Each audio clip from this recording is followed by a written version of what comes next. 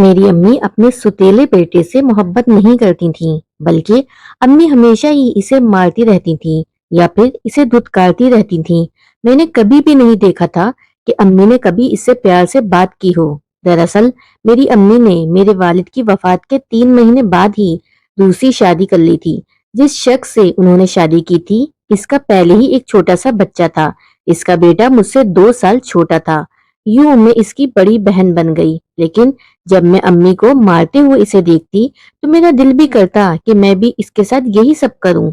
और फिर इस तरह मेरे दिल में अम्मी ने इसके लिए इतनी ज्यादा नफरत भर दी कि जब भी वो मुझे पुकारता या मुझे किसी काम के लिए कहता तो मैं फौरन इनकार कर देती या इसके साथ बुरा सलूक करने लगती। मैं देखती थी कि वो अक्सर ही घर के कोने में बैठा रोता रहता था और अपनी अम्मी को याद करता रहता था। सोने से पहले वो हमेशा ही अपने सीने के साथ अपनी माँ की तस्वीर लगाता था। एक दिन अम्मी को इस बारे में पता चल गया। इस रात अम्मी ने इसे इतनी बुरी तरह से पीटा कि मुझे लगा अब वो दोबारा कभी भी सांस नहीं ले सकेगा। इसकी हालत बहुत बुरी हो चुकी थी। इसके पूरे जिस्म से खून बह रहा था। अम्मी भी एकदम ही परेशान हो गई और मुझे कहने लगी, जल्दी से कुछ करो, अपने मामू को कॉल करो और उन्हें बुलाओ, इसे लेके क्लिनिक पर जाएं। मैंने जल्दी से अपने मामू को कॉल की। थोड़ी ही देर बाद मामू हमारे घर आ गए। हम इसे क्लिनिक पे लेके गए, लेकिन डॉक्टर इसका इलाज करने के लिए तैयार ही नहीं थे। वो कह रही थी कि ये कत्ल का केस लग रहा है, जैसे किसी ने इस बच्चे को जान से मारने की कोशिश की हो। मैंने तो डरते डरते अम्मी की तरफ देखा। अम्मी के चेहरे पे हवाइयां उड़ी हुई थी। वो बहुत ज्यादा खौफजदा नजर आ रही थी। इनको आज से पहले मैंने इतना खौफजदा कभी भी नहीं देखा था। जब वो लोग आपस में बातें कर रहे थे कि हो सकता है इसकी माँ को जेल हो जाए, तब मेरा दिल बहुत बुरी तरह से धड़क रहा था।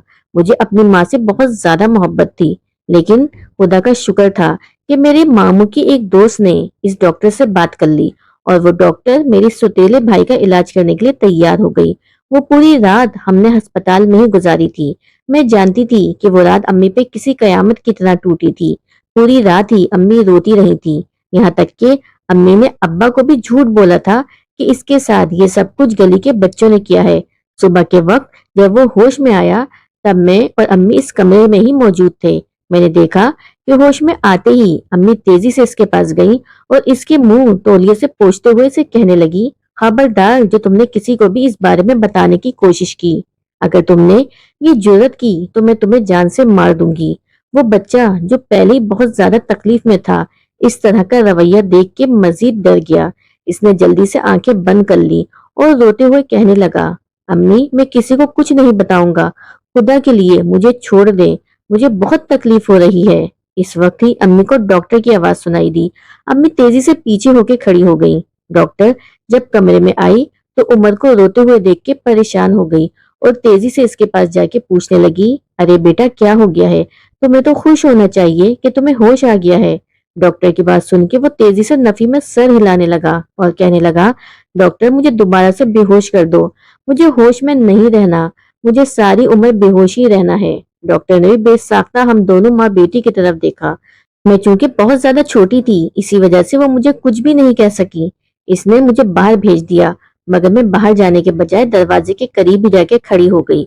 मुझे आज भी वो अल्फाज याद हैं जो इसने मेरी अम्मी को कहे थे। इसने मेरी अम्मी को समझाते हुए कहा, ये बच्चा बहुत मासूम है, इस बच्चे के साथ तुम जिस तरह का रवैया रखोगी, बड़ा होके ये बच्चा वैसे ही बनेगा। इसलिए बेहतर यही है कि इसके साथ अपना रवैया दुरुस्त कर लो और इससे प्यार से पेश आओ, क्योंकि लड़कों के बारे में मैं ये अच्छी तरह से जानती हूँ। लड़के जो कुछ भी बचपन में देखते हैं, बड़े होके वही सब कुछ करते हैं। अभी तुम इसे तकलीफ पहुंचा रही हो सकता है जब तुम बूढ़ी हो जाओ, तुम्हारी देखभाल करने के लिए कोई भी ना हो, तो तुम्हें भी ये वैसे ही तकलीफ पहुंचाए। मुझे पता था कि अम्मी ने इसकी ये बात नहीं सुननी, बल्कि मेरी अम्मी को तो किसी की भी बात सुनने की आदत ही नहीं थी। वो हमेशा सिर्फ अपना ही करती थी। डॉक्टर के जाने के बाद अम्मी ने मुझे कमरे में बुलाया और डॉक्टर के पीठ पीछे इसे गालियां देते हुए कहने लगी, पता नहीं खुद को क्या समझती है, आई बड़ी मुझे समझाने वाली।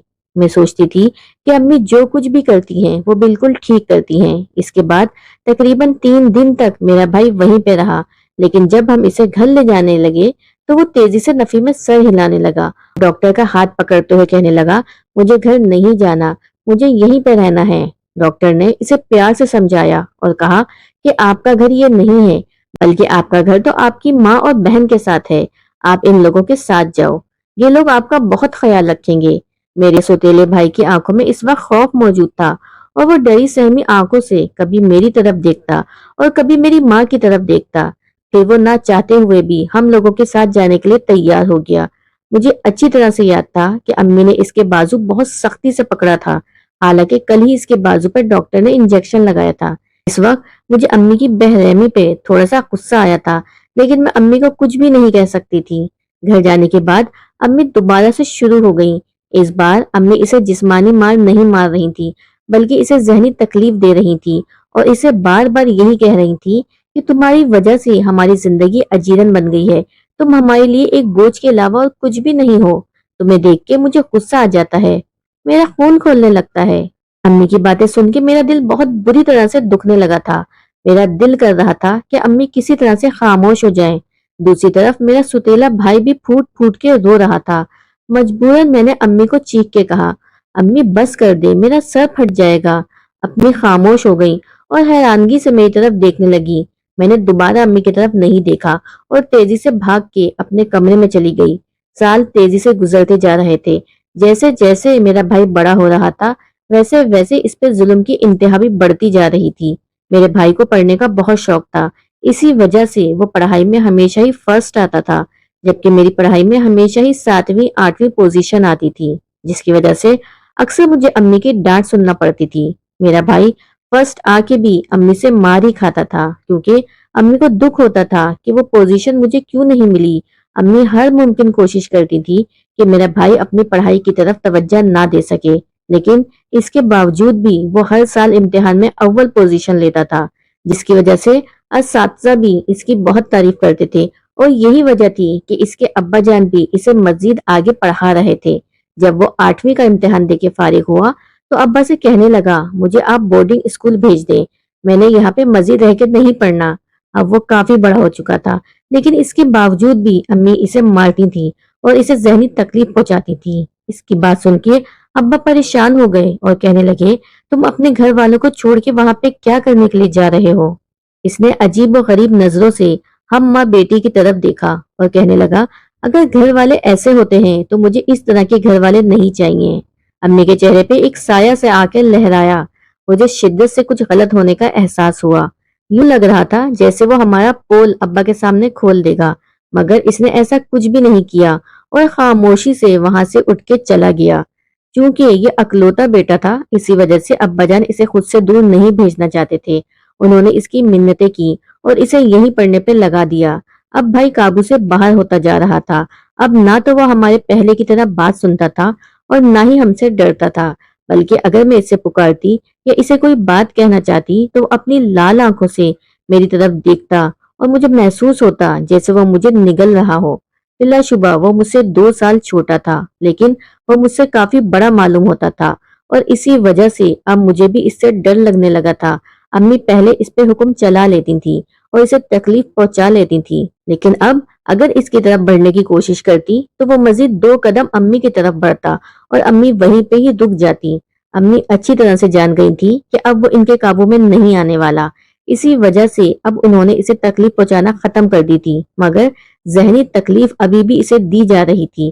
امی اس کے سامنے اس کی ماں کا نام لیتی اور اسے یہی کہتی کہ تمہاری ماں کوٹے سے بھاگ کر یہاں پہ آئی تھی، مجبوراً تمہارے شریف باپ نے اس سے شادی کر لی، کیونکہ اس نے تمہارے باپ کو دھمکی دی تھی کہ اگر تمہارے باپ نے اس سے شادی نہ کی تو وہ اسے سارے محلے میں بدنام کر دے گی۔ یہ باتیں سن کر اس کا چہرہ یکدم سرخ ہو جاتا تھا، یوں لگتا تھا جیسے تھوڑی ہی دیر بعد لاوا پھٹ پڑے گا۔ میں امی کو اکثر منع کرتی تھی اور انہیں کہتی تھی کہ اب یہ چھوٹا سا عمر نہیں رہا، بلکہ اب یہ ایک نوجوان انسان بن رہا ہے، آپ اس کے سامنے اس طرح کی باتیں مت کیا کریں، کہیں ایسا نہ ہو یہ کسی دن قابو سے باہر ہو جائے اور آپ کو تکلیف پہنچا دے۔ لیکن امی نے میری بات نہیں مانی اور اسے ذہنی تکلیف دینا جاری رکھی۔ اب میرا بھائی 10ویں جماعت میں پہنچ چکا تھا، اب وہ دیر سے گھر آتا تھا۔ اس کی یہ حرکتیں دیکھ کے اب امی پریشان ہونے لگی تھی، کیونکہ اکثر تو ایسا ہوتا تھا کہ رات کے 2 بجے دروازہ زور زور سے بجنے لگتا تھا، جب جا کے دروازہ کھولا تو سامنے ہی عمر کھڑا ہوتا تھا۔ ایک دن محلے کی ایک عورت امی سے بات کر رہی تھی کہ تمہارا بیٹا تمہارے قابو سے نکلتا جا رہا ہے، اسے اپنے کنٹرول میں کرو ورنہ کہیں ایسا نہ ہو کہ وہ تم دونوں ماں بیٹی کو چھوڑ کے چلا جائے۔ اس کی بات سن کے امی کہنے لگی، ارے بے شک جائے، اس کے جانے سے ہمیں کیا فرق پڑتا ہے؟ محلے کی ایک اور عورت بولی، کیوں نہیں فرق پڑتا؟ اس کے باپ کی تمام جائیداد اسی کے نام پر ہے، یہ گھر بھی اسی کے نام پہ ہے۔ جس دن تمہارے شوہر کا انتقال ہو گیا اس دن یہ سب کچھ اسے مل جائے گا، اسی لیے بہتر یہی ہے کہ اپنے بیٹے کو قابو میں کرنا شروع کر دو۔ اس کی بات سن کے امی کا منہ حیرت سے کھلا کا کھلا ہی رہ گیا۔ میں خود بھی پریشان ہو گئی تھی کیونکہ اس بارے میں نے کبھی سوچا ہی نہیں تھا کہ یہ ساری چیزیں تو عمر کے نام پر ہی ہیں اور ہمارے نام تو صرف اور صرف چند تولے سونا ہی ہے جس سے ہرگز بھی زندگی نہیں گزاری جا سکتی۔ دوسری طرف ان دنوں ابا جان کی طبیعت بھی بہت خراب رہنے لگی تھی، وہ اکثر بیمار رہتے تھے۔ ڈاکٹر نے تو یہاں تک کہہ دیا تھا کہ ان کے پاس اب وقت کم باقی رہ گیا ہے، اگر ان کی بیماری اسی طرح چلتی رہی تو ہو سکتا ہے کہ ایک دن ان کی سانسیں چلنا بند ہو جائیں۔ ابا کی بیماری کا سن کے میں خود بھی بہت زیادہ پریشان ہو گئی تھی۔ ادھر میرے بھائی نے بھی آگے پڑھنے سے انکار کر دیا۔ نہ صرف میں بلکہ سارے گھر والے بھی حیران رہ گئے کیونکہ سب لوگ اچھی طرح سے جانتے تھے کہ اسے پڑھائی کا بہت شوق ہے اور وہ کسی بڑے مقام پہ پہنچنا چاہتا ہے۔ ابا بہت پریشان ہو گئے تھے، اب وہ دن رات اسے اپنے کمرے میں بٹھائے رکھتے اور اسے سمجھاتے رہتے، لیکن میرے بھائی کے سر پہ پتہ نہیں کون سا بھوت سوار ہو گیا تھا۔ وہ کسی کی کوئی بھی بات ماننے کے لیے تیار ہی نہیں تھا اور صرف اپنے ہی کیے جا رہا تھا۔ اب تو محلے کی طرف سے بھی اس کی شکایتیں آنے لگی تھیں کہ تم لوگوں کا بیٹا غیر قانونی سرگرمیوں میں ملوث ہے۔ 2-3 بار تو اسے پولیس بھی پکڑ کے لے جا چکی تھی، لیکن پتہ نہیں کون انسان اس کے پیچھے کھڑا تھا جو ہر باری اسے چھڑوا لیتا تھا۔ محلے کی باتوں پر پہلے ابا جان نے یقین نہیں کیا، لیکن جب ایک دن پولیس اسٹیشن سے انہیں کال آئی تو ابا جان پریشان ہو کے وہاں چلے گئے۔ جب انہوں نے اپنے بیٹے کو حوالات کے پیچھے بند دیکھا تو ان کے قدموں تلے سے زمین نکل گئی اور اس دن ہی ابا کی طبیعت بہت زیادہ خراب ہو گئی۔ ہم انہیں لے کے ہسپتال آ گئے، لیکن پھر جلد ہی ابا کی سانسیں بند ہو گئی۔ ابا کی وفات کے بعد امی بہت خاموش رہنے لگی تھیں۔ اب میرا بھائی بھی کچھ زیادہ ہی اپنی منمانیاں کر رہا تھا کیونکہ اسے اندازہ ہو گیا تھا کہ ابا ہی تھے جو ہمیشہ ہمارا ساتھ دیتے تھے۔ اب چونکہ وہ ہمارے درمیان موجود نہیں تھے اس لیے بھائی نے اب ہمیں تکلیف پہنچانا شروع کر دی تھی۔ اب وہ امی کو ذہنی اذیت دیتا تھا اور امی سے عجیب و غریب قسم کی باتیں کرتا تھا جس کی وجہ سے امی ساری ساری رات روتی رہتی تھی، اس کی منتیں کرتی رہتی تھی کہ خدا کے لیے خاموش ہو جاؤ۔ جب امی ان کے سامنے ہاتھ جوڑتی تو وہ کھل کے ہنستا تھا اور کہتا تھا، ارے آپ کو مجھ سے معافی مانگنے کی ضرورت نہیں ہے کیونکہ میں آپ کو ہرگز بھی معاف نہیں کرنے والا، بلکہ اب تو میں آپ کو وہ سب کچھ یاد دلانے والا ہوں جو آپ نے میرے ساتھ کیا تھا۔ آپ کو اچھی طرح سے یاد ہوگا کہ بچپن میں بھی اسی طرح آپ کے سامنے ہاتھ جوڑتا تھا تاکہ آپ مجھے تکلیف نہ پہنچائیں، لیکن بدلے میں آپ کیا کرتی تھی؟ آپ مجھے اتنی بری طرح سے مارتی تھی کہ کافی دن تک تو میں ہلنے کے قابل بھی نہیں رہتا تھا۔ امی اس سے معافی مانگتی لیکن وہ آگے سے صرف ہنس دیتا اور امی کو کہتا، یہ تو کچھ بھی نہیں ہے، اب جو کچھ میں آپ کی بیٹی کے ساتھ کروں گا اگر اس کے بارے میں آپ کو پتہ لگ جائے تو آپ کی سانسیں یہیں پہ بند ہو جائیں۔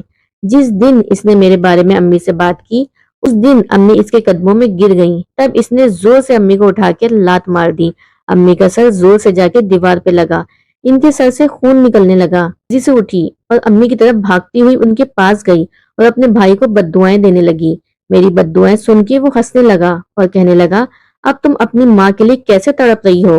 بچپن میں بالکل اسی طرح تمہاری ماں نے مجھے بری طرح سے پیٹا تھا، میں مرنے کے قریب پہنچ گیا تھا، تب تم نے میرے قریب بھی جانا گوارا نہیں کیا تھا۔ یہ کہہ کے وہ تیزی سے گھر سے باہر نکل گیا۔ میں اپنے ماموں کی مدد سے دوبارہ امی کو کلینک پہ لے گئی۔ یہ وہی کلینک تھا، ڈاکٹر بھی وہی تھی، صرف اور صرف منظر بدل گیا تھا۔ پہلے وہاں پہ میں اپنے زخمی بھائی کو لے کے گئی تھی، اب میں وہاں پہ اپنی زخمی ماں کو لے کر آئی ہوں۔ جب ڈاکٹر نے میری ماں کو یہاں دیکھا تو پریشان ہو گئی اور مجھ سے پوچھنے لگی کہ ان کو کیا ہوا ہے۔ میں نے شرمندہ ہوتے ہوئے انہیں اپنے بھائی کے بارے میں بتا دیا، جسے سن کے ان کے چہرے پہ ایک دکھ بھری مسکراہٹ پھیل گئی اور وہ مجھے کہنے لگی، میں تمہاری ماں کو پہلے سے یہی سمجھاتی تھی کہ اپنے بیٹے کے ساتھ اچھا سلوک کرو اور اسے اچھا انسان بناؤ، لیکن تمہاری ماں نے کبھی بھی میری باتوں کی طرف غور کرنا گوارا ہی نہیں کیا۔ اب اس کے ساتھ جو کچھ بھی ہو رہا ہے یہ اس کے اعمال کا ہی نتیجہ ہے۔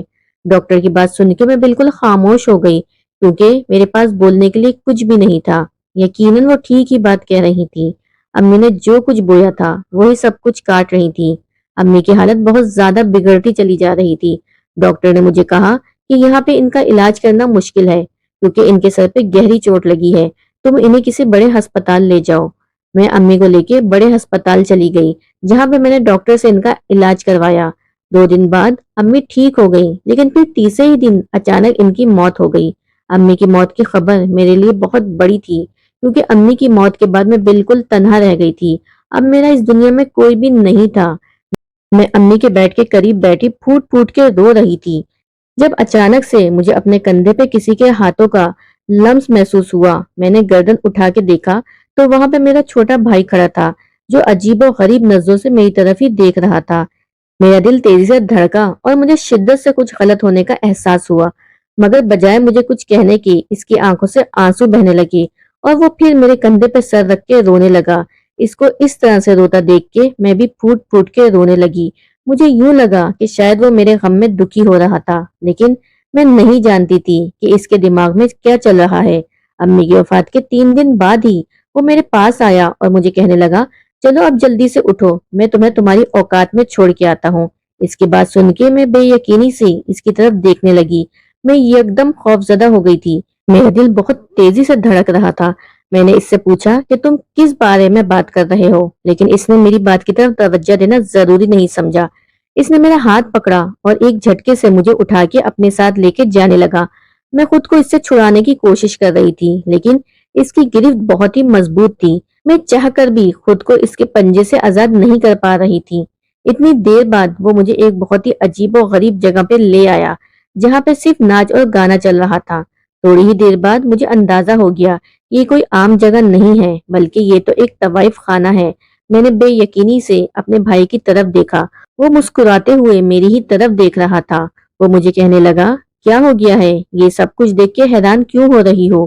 مجھے تو لگا تھا کہ تمہیں اس جگہ کے بارے میں اچھی طرح سے پتا ہوگا۔ میں نے اسے روتے ہوئے پوچھا کہ تم مجھے یہاں کیوں لائے ہو؟ وہ مسکرایا اور کہنے لگا، تمہاری ماں نے میری ماں پہ الزام لگایا تھا اور اب وہ الزام میں تم پہ سچا ثابت کرنے والا ہوں۔ اس کی بات سن کے مجھے شدت سے کچھ غلط ہونے کا احساس ہوا۔ میں نے اس کا بازو زور سے پکڑا اور اسے اپنے پاس روکنے کی کوشش کی، لیکن اس نے مجھے بے دردی سے اسی جگہ پہ پھینکا اور خود تیزی سے وہاں سے نکل گیا۔ وہاں کی سب سے بڑی عورت وہ میری طرف بڑھی۔ اس سے پہلے کہ وہ مجھے پکڑ کے کمرے میں لے جاتی، میری نظر گھر کے بیرونی دروازے پہ پڑی جو اس وقت کھلا ہوا تھا اور وہاں پہ کوئی گارڈ بھی نہیں کھڑا تھا۔ میں تیزی سے وہاں سے اٹھی اور میں جتنا تیز بھاگ سکتی تھی اتنا تیزی سے بھاگ کے اس دروازے سے باہر نکل گئی۔ اب میں پیچھے دیکھے بغیر تیزی سے بھاگتی چلی جا رہی تھی۔ پیچھے شور مچ گیا تھا، ارے اس لڑکی کو پکڑو، اس سونے کی چڑیا کو اپنے ہاتھ سے نکلنے نہ دو ورنہ ہمارا بہت بڑا نقصان ہو جائے گا۔ میں نے دیکھا کہ بھائی کی گاڑی باہر نہیں کھڑی تھی، یقیناً وہ یہاں سے جا چکا تھا۔ میں بھی پیچھے دیکھے بغیر تیزی سے بھاگے جا رہی تھی۔ میں نہیں جانتی تھی کہ اچانک ہی ایک گاڑی سے جا کر ٹکرا گئی۔ میں نے دیکھا وہ ہمارے محلے کے مولوی کی گاڑی تھی۔ انہوں نے مجھے پہچان لیا تھا، اس لیے مجھے کہنے لگے، تم رات کے اس وقت یہاں پہ کیا کر رہی ہو؟ میں نے ان کی بات کا جواب نہیں دیا اور انہیں کہا، خدا کے لیے میری مدد کرے، مجھے اس وقت آپ کی مدد کی بہت ضرورت ہے۔ انہوں نے مجھے تسلی دی اور اپنی گاڑی میں ہی بٹھا لیا اور اسی طرح سے وہ مجھے اپنے گھر لے کر آ گئے۔ میں بہت خوش تھی کہ کم سے کم میں اس گندی جگہ سے نکل آئی۔ ان کے گھر جانے کے بعد میں کافی دیر تک بیٹھی پھوٹ پھوٹ کے روتی رہی اور ان کو اپنے اوپر بیتنے والی ساری بات بتا دی۔ میری بات سن کے وہ بہت دکھی ہوئے۔ انہوں نے مجھے تسلی دی اور کہا، تمہیں فکر مند ہونے کی ضرورت نہیں ہے، تم جب تک چاہو تب تک یہاں پہ رک سکتی ہو۔ میں نے ان سے ان کی بیوی کے بارے میں پوچھا جو مجھے کہیں بھی نظر نہیں آ رہی تھی۔ مولوی صاحب نے مجھے بتایا کہ وہ اپنے میکے گئی ہوئی ہیں اور کچھ دنوں بعد واپس آ جائیں گی۔ ان کے گھر میں 2 ہی کمرے تھے، جن میں سے ایک کمرے میں وہ خود ٹھہرے ہوئے تھے، جبکہ دوسرے کمرے میں انہوں نے مجھے سامان سیٹ کر کے دے دیا تھا۔ میں اللہ تعالیٰ کا جتنا شکر ادا کرتی کم تھا جس نے میری عزت کو بچا لیا تھا۔ تھوڑی دیر بعد میری نظروں کے سامنے دوبارہ میری ماں کا چہرہ گھومنے لگا۔ مجھے ان کی موت یاد آ گئی۔ مجھے بہت شدت سے رونا آ رہا تھا۔ میرا بس نہیں چل رہا تھا کہ میں ہر چیز کو تہس نہس کر دوں۔ نہ جانے کیوں مجھے لگ رہا تھا کہ میری امی کی موت قدرتی طور پہ واقع نہیں ہوئی تھی بلکہ ان کے پیچھے کسی کا ہاتھ ہے، مگر میرے پاس کوئی ثبوت نہیں تھا جس کی وجہ سے میں خاموش تھی اور کسی کو الزام نہیں دے سکتی تھی۔ میں لیٹی اسی بارے میں سوچ رہی تھی جب اچانک ہی میرا دھیان شام کے واقعے کی طرف گیا، جب وہ امام مجھے اس راستے میں ملا جو راستہ اس کوٹھے کی طرف جانے کا تھا۔ اب میرے ذہن میں یہ بات آ رہی تھی کہ امام وہاں پہ کیا کر رہا تھا، آخر اس کا وہاں پہ کیا کام ہو سکتا ہے۔ ہزاروں طرح کے وسوسے تھے جو مجھے پریشان کرنے لگے تھے۔ ویسے تو اس امام کے بارے میں پہلے بھی میں نے بہت ساری باتیں سن رکھی تھی کہ یہ کوئی ٹھیک آدمی نہیں ہے، بلکہ بہت سے دوسرے کاموں میں ملوث ہے۔ یہ باتیں محلے کی عورتیں ہی کیا کرتی تھیں۔ میں نے کبھی بھی ان باتوں کی طرف توجہ نہیں دی، لیکن نہ جانے کیوں آج مجھے وہ باتیں کسی نہ کسی حد تک سچی لگ رہی تھی۔ میں نے جلدی سے اپنے دماغ کو یہ سب سوچنے سے جھٹکا اور خود کو باور کروایا کہ جس امام کے بارے میں تم یہ سب کچھ سوچ رہی ہو، اسی امام نے تمہاری مدد کی ہے۔ لہٰذا بہتر یہی ہے کہ فضول سوچنا بند کرو اور اس چیز پر دھیان دو کہ کل تم نے کیا کرنا ہے۔ وہ پوری رات میں نے جاگتے ہوئے اپنی ماں کے بارے میں سوچتے ہوئے گزاری تھی۔ اگلی صبح میری کافی دیر سے آنکھ کھلی۔ میں نے دیکھا کہ گھر پہ امام موجود نہیں تھا۔ میں نے اپنے لیے کچھ کھانے کو بنایا اور سوچنے لگی کہ اب مجھے کیا کرنا ہے۔ اگلے 2 دن اسی خاموشی کے ساتھ گزر گئے۔ میرا امام سے زیادہ سامنا نہیں ہوتا تھا اور نہ ہی میں اس سے کھانے کا پوچھتی۔ مجھے نہیں پتا کہ وہ کہاں سے کھاتا تھا اور کیا کھاتا تھا۔ اس نے خود بھی مجھے کبھی بھی کھانے بنانے کے لیے نہیں کہا تھا۔ میں اپنے لیے ہلکا پھلکا سا کچھ بنا کے کھا لیتی تھی اور اگر تھوڑا سا بچ جاتا تو رکھ دیتی تھی، ورنہ اس کے لیے میں نے کبھی بھی الگ سے کھانا بنانے کی زحمت نہیں کی تھی۔ ایک دن نہ جانے میرے دل میں کیا آیا، میں نے سوچا بیچارہ روز رات کو تھکا ہوا آتا ہے، پتہ نہیں کھانا کھاتا بھی ہے یا نہیں، اسی لیے اس کے کمرے میں کھانا لے کے چلی جاتی ہوں۔ رات تقریباً 11 بجے کا وقت، میں اس کے دروازے کے باہر کھڑی تھی جب اچانک بھائی کی آواز مجھے سنائی دی، جسے سن کے میں باہر ہی ٹھہر گئی۔ نہ جانے میرے دل میں کیا آیا، میں نے جلدی سے موبائل نکالا اور ریکارڈنگ شروع کر دی۔ تب مجھ پہ جو راز آشکارا ہوا، اسے سن کے مجھے لگا کہ میرے قدموں کے نیچے سے زمین نکل جائے گی۔ خیر، مجھے پہلے اس بات پہ شک تھا، لیکن اب یقین ہو گیا تھا۔ میری ماں کو جان سے مارنے والا کوئی اور نہیں بلکہ میرا بھائی ہی تھا، اور اس نے یہ سب کچھ مولوی کے مشورے کے مطابق ہی کیا تھا۔ یہ مولوی اس کا ماموں تھا اور اس کے سابقہ ماں کا بھائی تھا، لیکن کیونکہ اس کے باپ کے مولوی کے ساتھ اچھے تعلقات نہیں تھے، اسی لیے ان لوگوں کا ایک دوسرے کی طرف آنا جانا بھی نہیں تھا۔ میرا بھائی اسے بتا رہا تھا کہ بچپن میں وہ دونوں ہی مجھ پہ بہت ظلم کرتی تھیں، ایک اگر مجھے مارتا تو دوسرا خاموشی سے سب کچھ دیکھتا۔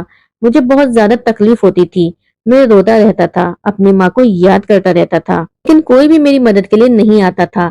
میری بڑی بہن، جس سے مجھے تھوڑی بہت امید تھی کہ وہ میری مدد کرے گی اور مجھے ماں کی مار سے بچا لے گی، وہ بھی اپنی ماں کی باتوں میں آ جاتی تھی اور وہ بھی مجھے تکلیف پہنچاتی تھی۔ اسی لیے بچپن ہی میں نے فیصلہ کر لیا تھا کہ جیسے ہی میں بڑا ہوں گا اور انتقام لینے کے قابل بنوں گا، تب سب سے پہلے ان لوگوں کو جان سے مار دوں گا۔ میں اپنا انتقام لینے میں کامیاب ہو گیا ہوں، اور پھر میں اپنی بہن کو بھی اس جگہ پہ چھوڑ آیا تھا جہاں کی وہ مستحق تھی، مگر تم نے اس پہ احسان کیا اور اسے وہاں سے نکال لیا۔ اس کی بات سن کے اس کا ماموں کہنے لگا، ارے تم فکر مت کرو، میں نے اسے ہمیشہ ہمیشہ کے لیے یہاں رکھنے کا فیصلہ نہیں لیا، تھوڑے دنوں بعد اسے یہاں سے نکال دوں گا، پھر تم اسے دوبارہ وہاں پہ چھوڑ آنا، لیکن اس بار احتیاط کرنا وہ وہاں سے بھاگ کر نہ آ سکے۔ میں تیزی سے اس گھر سے نکلی اور بھاگ کے اپنے ماموں کے گھر آ گئی۔ میں نے روتے ہوئے انہیں ساری بات بتا دی اور وہ ریکارڈنگ بھی سنا دی۔ ریکارڈنگ سن کے ماموں خود بھی بہت زیادہ پریشان ہو گئے۔ انہوں نے مجھے تسلی دی اور کہا، تمہیں فکر کرنے کی بالکل بھی ضرورت نہیں ہے، تم اب یہ سب معاملہ مجھ پہ چھوڑ دو اور تم آرام سے میرے گھر پہ رہو، یہاں پہ کوئی بھی تمہیں تکلیف نہیں پہنچا سکتا اور نہ ہی کوئی تمہیں نقصان پہنچانے کا سوچ سکتا ہے۔ اور پھر وہ تھوڑے ہی دنوں بعد ماموں نے وہ ریکارڈنگ پولیس کے حوالے کر دی اور یوں پولیس میرے بھائی کو پکڑ کے لے گئی۔ کچھ عرصے بعد میرا بھائی ایک نفسیاتی مریض بن گیا تھا، جس کی وجہ سے اسے پولیس اسٹیشن سے نکال دیا گیا۔ مجھے یوں لگ رہا تھا جیسے وہ ڈرامہ کر رہا ہے، لیکن میرا بھائی سچ میں ہی پاگل ہو گیا تھا اور اسے پاگل کرنے کے پیچھے میری ماں کا ہی ہاتھ تھا۔ میرے بھائی کو دوبارہ سے میں اپنے پاس لے آئی اور اس کا خیال رکھنے کی ذمہ داری اٹھا لی۔ غلطی مجھ سے بھی ہوئی تھی اور اب میں اپنی غلطی کا کفارہ ادا کر رہی تھی۔